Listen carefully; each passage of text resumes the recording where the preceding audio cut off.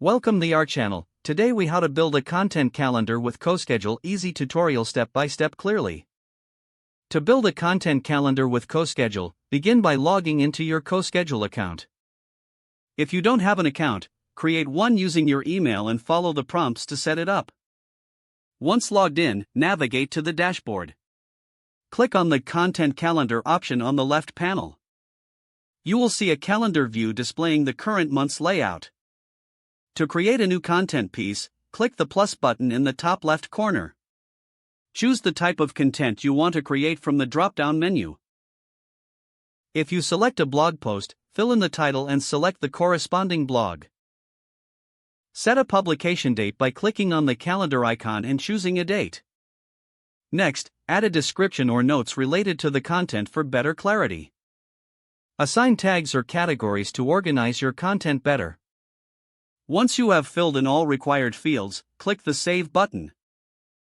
Your content should now appear on the calendar for the selected date. Repeat the process to add more content ideas and events for the upcoming weeks or months.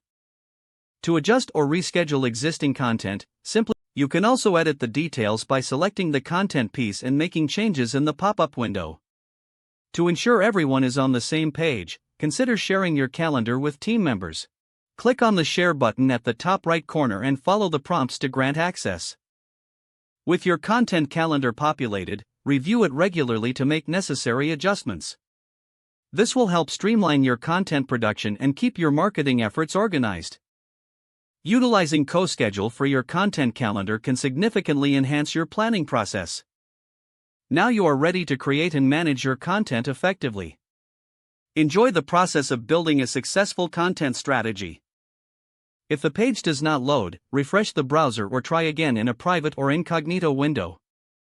Make sure you are using the correct email address, then retype it carefully to avoid small typos. If your password is not accepted, use the reset option and create a new strong password you can remember. Check your spam folder for verification or security emails, then complete any requested confirmation steps.